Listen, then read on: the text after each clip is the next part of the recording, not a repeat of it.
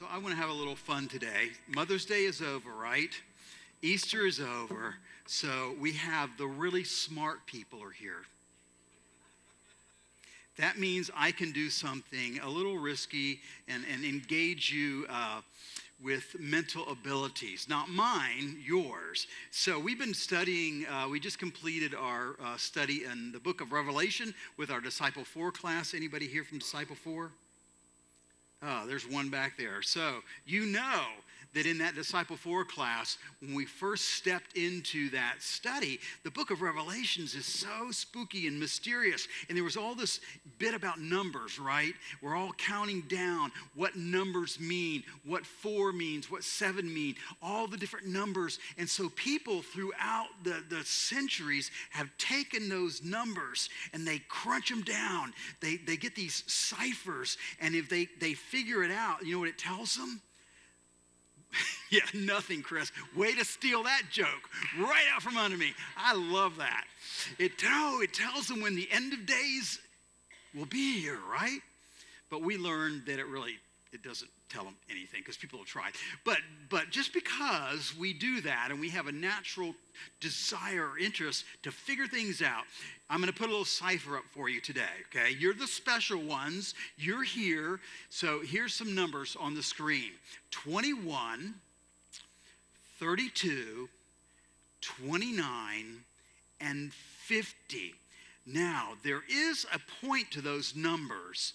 Anybody think they got it sorted? You're looking like, now you were the smart ones. Come on. 21, 32, 29, 50. Okay, it's a secret code, and it's the secret code to the Trinity room. And that's what I want to talk about today. So watch with me. We'll figure this out. 21 days ago, April 21st, we celebrated the most profound date in human history. It's not only a date that it marks time, but it's changed the way we live. And of course, 21 represents resurrection. Human history is, I guess it's divided, if you think about it, by time and two particular distinctions. We talk about the time that was BC, right? And we talk about the time that is AD, right, Karen? I can almost see you. AD, I saw you nod your head. Okay, I told you we had the smart ones here today. BC and AD. And it doesn't matter. Check this out. It doesn't matter if you're a believer. It doesn't matter if you're an atheist. None of that matters because the calendar is still marked by the birth and the death and the resurrection of God in the person of Jesus. Yeshua, you know that rabbi? He came out of that little know-nothing town called Nazareth. So now everything is categorized by Jesus' birth. The BC we know is before Christ. You know what AD means? There you go. Year, it's Latin. It means year of our Lord. So I'm going to get back to the numerology because we only got to 21 going here, and I've only got 15 minutes left. So here we go.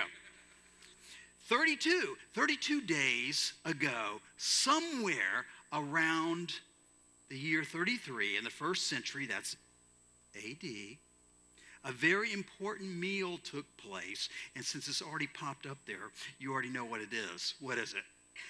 Yeah, 32 days ago, how we celebrated, right? That Passover meal, that Seder.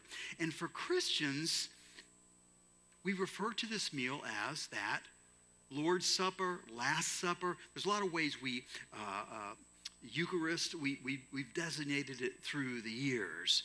But it was that night when the disciples gathered together with Jesus up in that particular room, and they're sharing a meal. They're seated around a table, and that's when Jesus makes those famous phrases that he says. He takes bread and he breaks it. My body, you know the rest, broken for you. It's the same room where they sat around the table, and he picked up a cup. And we do this all the time when we celebrate at the table. He picks up the cup and he says, this is my blood. This is the new covenant. It's poured out, life poured out into you. So we know these as the words of institution, right? Bread and the cup. And if you pay attention to Jody and I, or just any Christian minister, pastor who's observing communion, they're going to say those words. Those are the words of institution. So now, in every time, in every location where Christians celebrate this meal, those words are repeated, and the meal is re-experienced.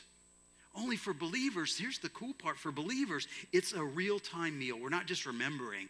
We're saying Christ becomes present in that particular meal.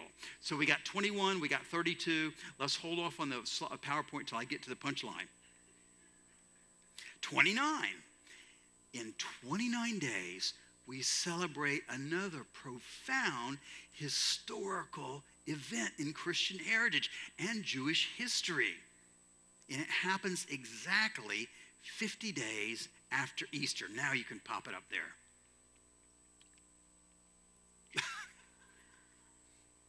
Right.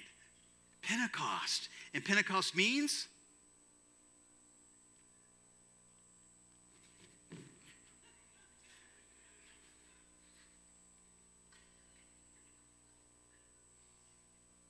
Next slide. Thank you. 50th day. So now you got it. Are you with me? 21, resurrection. 32 was the Last Supper. 29, Pentecost, which means the 50th day. Actually, that 50th day, Pentecost, was celebrated by the Jews as Sukkoth. And we're going to talk about that in a couple of weeks. So today, we see these events, and they happen every year. Every Christian church, just about everywhere, celebrates this secret cipher, 21, 32, 29, 50. And they do it in their own particular way, in their own particular traditions, but they still do it. But one thing we don't do when we talk about those events, we don't talk much, maybe a little bit, about the physical space where all of those things occur. And we call it what? That physical space. I talked about it with the children. It was elevated. It was called the upper room. Now, here's something you can impress your friends. You want to impress your friends today at lunch? Okay, the upper room in Greek, and here you go. It should be the next slide. In Greek, there it is. There's the upper room. Actually, I took that picture last year in Israel at the upper room. So let's go to the next slide. There it is. Let's hold there for a second. I thought I had a slide in there about the translation, but that's okay. There we go. Upper room. Upper. Say it with me. Upper room. Upper room. Come on. Upper room. Doesn't it sound like upper room? It does. It sounds like upper room. U-P-E-R-O-O-N. Upper room. The upper room only ever in the Greek refers to a physical space inside a dwelling. Maybe it could be a second story, a third story. It could be an attic. And it's described, this upper room is described in all the Gospels. Matthew 26, Mark 14, Luke 22, and John 13 all talk about this place. Now, here's some little background information as we get into this series today. Since the 4th century, this is best known as the traditional site. Those pictures, if we could back up, please. The picture. We need some coffee. There you go.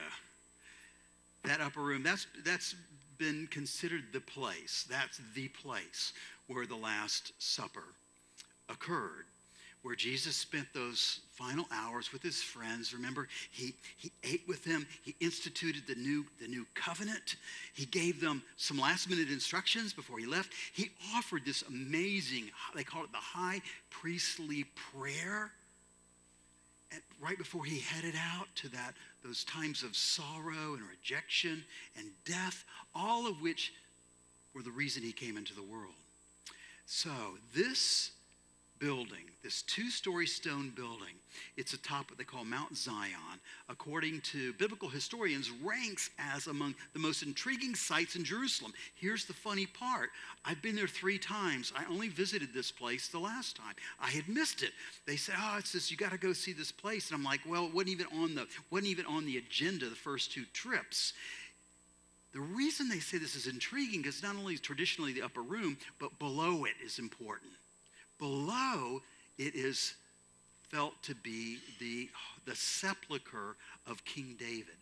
In other words, underneath that room is the tomb of King David. And we know there was a tomb, and we know King David was placed in the tomb because I was reading this week in Josephus, The History of the Jews. It talked about Herod the Great, who built all the neat stuff in Israel. He went into the tomb, and he took stuff out of the tomb. So we know it was there because there were treasures buried, kind of like the Egyptians place artifacts. There were art forms and some things placed in there, and Herod took them out. So it's very special, intriguing kind of place. But you know what? It hasn't been called the upper room for a very long time. As a matter of fact, many people, they call it the cenacle. Now you know upper room, and now you know cenacle. Cenacle is the Latin version for coenculum. It just means that upper room or dining room. And you can go visit this just outside the city walls in the southern part of the old city of Jerusalem. So, Kara, if you could go to that room, that picture that shows the architecture, please. So tradition has it that since the Middle Ages, this was that, as we said, that's the upper room below, burial tomb. But if you look at the architecture, you're going, well, wait a minute. They didn't build things like that in Jesus' day. And that's true. That's medieval architecture. So we know things have changed, and there's some tradition going on. But it's cool to be there. It's cool to be in the room. And when you get in the room, even though the architecture doesn't date the first century, it feels special.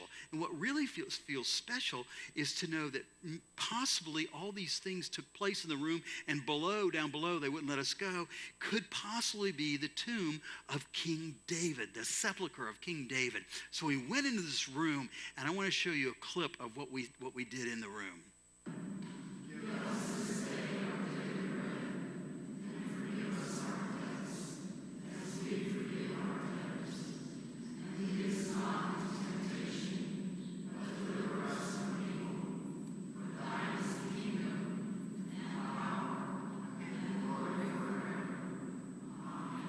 So you got to admit, it's pretty cool to be in the upper room and to do the Lord's Prayer and hear that echoing back, regardless of whether the room has been changed over the years, the architecture has changed. So when I thought about this room and we experienced the saying the Lord's Prayer in there, and by the way, the floor below us, there were some Hasidic Jews were doing a worship of their own, so we were hearing multiple voices coming up from the floor below, along with us saying the Lord's Prayer. But I think a better name for this room is not upper room, it's not cynical. I think the best name for this room is the Trinity room. The Trinity room. Because 3 distinct events happen on 3 particular days, and Jesus was present at every one of them. And I think that makes the room itself significant. And I don't know if you've ever heard a sermon series based on the upper room. You're going to get one today. You're going to get the beginning of it anyway. There is so much more that happens in that place, because in a sense, for all you Harry Potter fans, that upper room, that cenacle, that place was the headquarters for the order. You know, in Harry Potter, they had the secret order that met in the secret place. That room becomes the place of the first congregational worship. What we're doing today, what we take for granted today, that room, that's where it starts. That's where early Christians began to worship. It makes that Cynical on Mount Zion, that upper room, the first Christian church ever. Isn't that cool? I just think that's pretty cool to be able to go in there. But for Jesus' inner circle, that space, just imagine what that space, what it carried in their hearts and in their minds. And you know, some of those things probably weren't too nice. Not everything that happened in that room or the memories associated it were good. There was lots of good things, but it was a combination of feelings and memories. And so for me, the significance of the room is that it's like our life, I think. It carries all the experiences that we feel. Everything that you feel, everything that happens to you, happened to them in that room. Think about it. It was a place of revelation, right? But also reservation. It was a place of rebellion. No, I won't do that. And relief. It was a place of remorse. I'm sure Thomas felt some remorse, but it also was a place of restoration, redemption, and remembrance, rendezvous. Think of the gatherings, the rendezvous, and replenishment, reunion. And it was a place of result. We'll get to that in part 3. So in many ways, the upper room was a place that condensed life into saturated moments. I know, where's Mike? Mike's here, a resident meteorologist, okay? So I learned this in meteorology. In meteorology, the saturation point, you know what a saturation point is? In the clouds, a saturation point is where the moisture can no longer be carried in the air. It becomes so saturated that it gains weight. It forms into water droplets, and it falls as right. And they call that point the saturation point. When you see a cloud, that's a saturation point. You can actually see it beginning to happen. So the upper room reaches the saturation point 3 times. And that's why I consider it the Trinity room. And I want us to walk up those stairs like we did in Israel. And I want us to experience the saturation points and to draw a bit fuller meaning out of that particular room, since it holds so much of what all of us do and we experience in life. So today, we want to re-experience a bit of the first day in the room, that upper room. And to get there, you have to do one thing with me. You have to be willing to follow the water boy. Are you ready? Here we go. You can open up your Bibles to Luke chapter 22, verses 7 through 14. Very familiar words, but now you know a little bit more of the story. Then came the day of unleavened bread, on which the Passover lamb had to be sacrificed. So Jesus sent Peter and John, saying, "Go and prepare the Passover meal for us, that we may eat it." So they're like, "It's a great plan, Jesus. It's Passover. There are thousands and thousands and thousands and thousands of people in Jerusalem. What's the plan? Where do we do this? Where do we go?" So they asked him, "Where do you want us to go to make these preparations for it?" "Listen," he said to them, "when you have entered the city, a man carrying a jar of water," hence the water boy, "a man carrying a jar of water will meet you.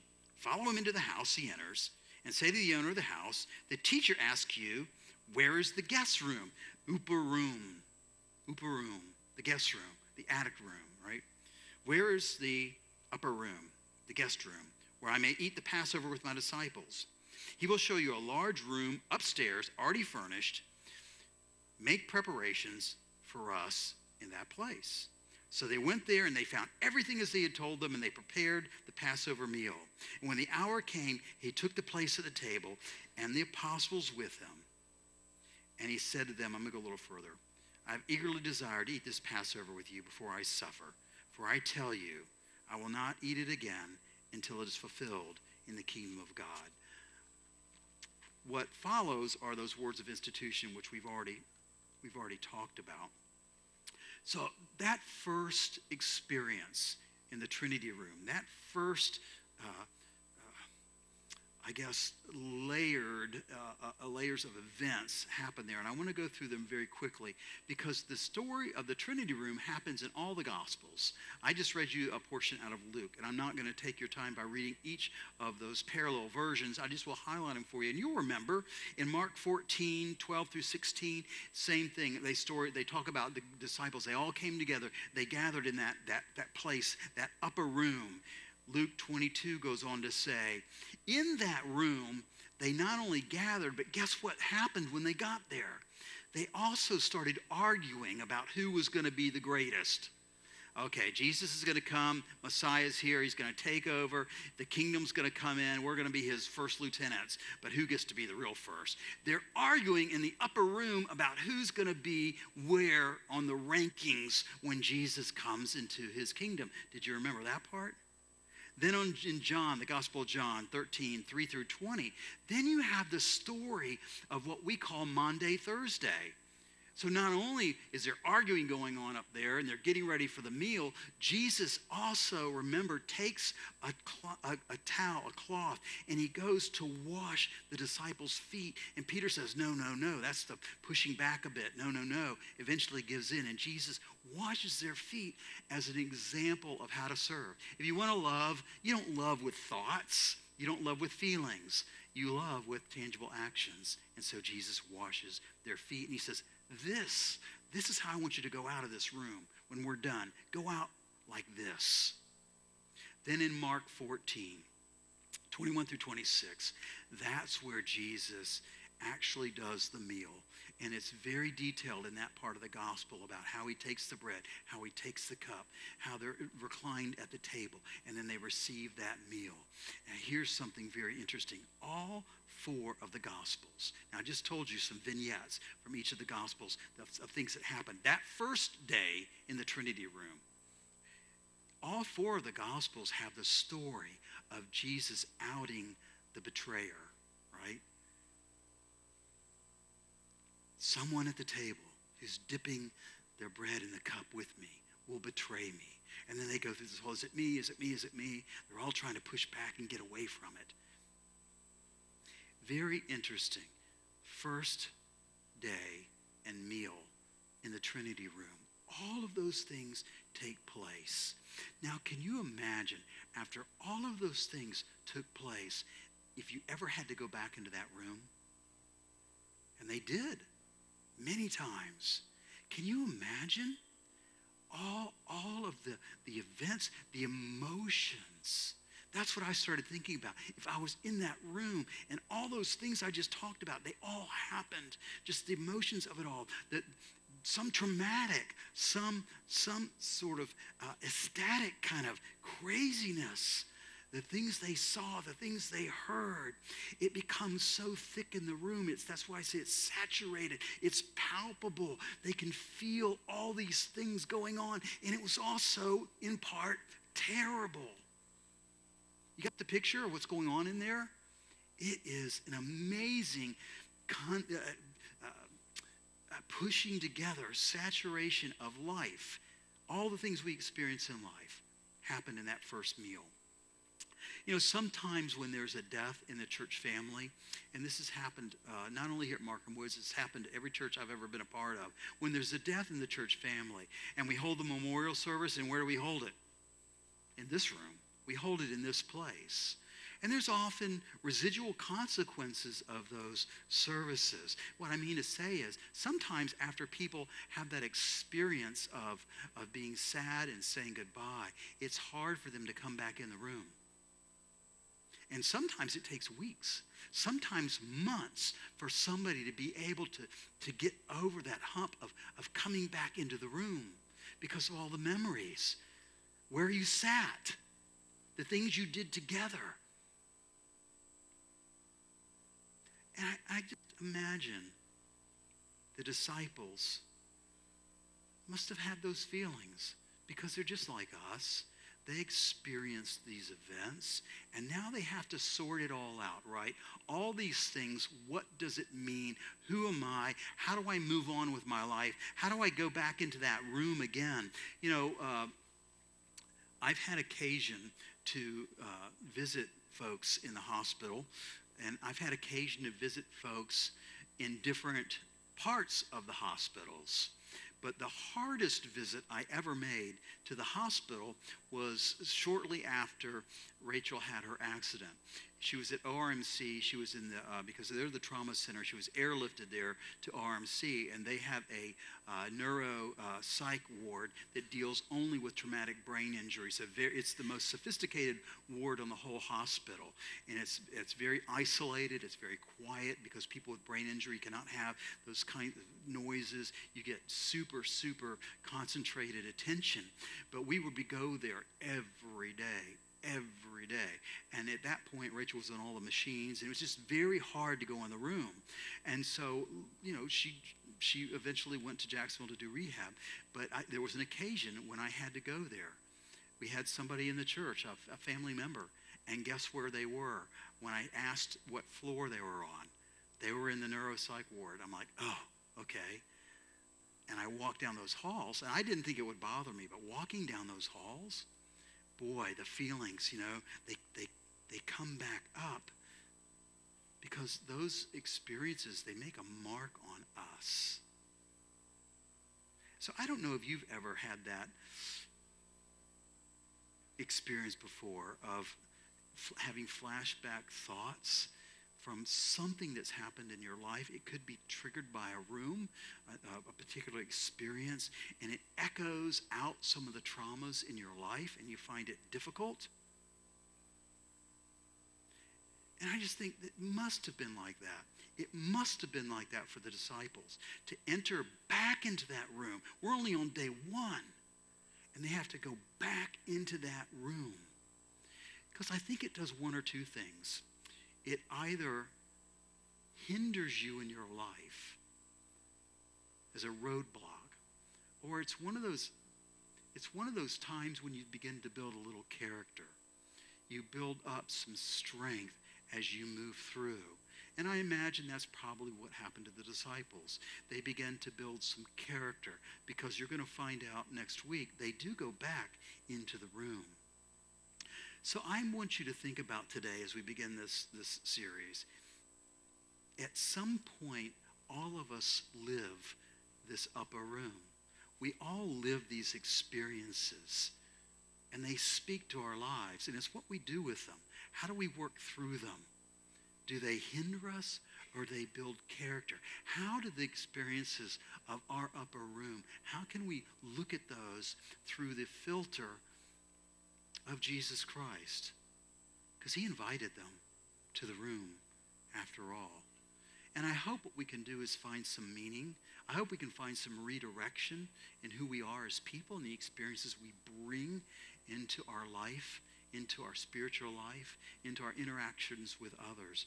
I want to leave you with a quote I came across from Monsignor Peter Vaghi. He wrote a book about the upper room. And I didn't read the book before I started the idea for the series, and I stumbled upon some of his articles. And I want to share this with you as we come to a close today. He said the upper room is so much more than simple concrete or a historical location in Jerusalem. He says if we ponder what happened out of love for us in that upper room at Jerusalem, we begin to experience this room as an icon of the church itself. He's saying it's encompassing who we are as the body of Christ. And he goes on to say, the humanity of each apostle is vibrantly portrayed in that upper room. And it is both the good, the tough, the disappointing, the ecstatic. And it gives us a glimpse into our own hearts. We have those feelings too in those experiences, our own nature, as well as the unrelenting love, he says, of Jesus for his followers. Because no matter what happened in that room, there was one constant, and it was Jesus Christ, and it was his love poured out into those folks. and it changed their lives. And he says it can change our lives too, if we can reconnect a bit with that. Now I want to come full circle on that. I left you with me walking the halls of the neuropsych unit and how hard that was, and sometimes still is. I've gone back to that same ward multiple times now. It gets easier every time I walk back through it. But it wasn't just bad stuff that happened there. It was also a place of restoration, because in that ward, on that floor, were also it was the first place Rachel spoke when she woke up. It was the first place that she was able to eat a meal after weeks and weeks and weeks of being on a feeding tube. It was the first place she took her first steps. Yes, it was hard, but there were some amazing, amazing things that happened there. So what can the Trinity room do for you? If you'd like to know, you have to come back next week.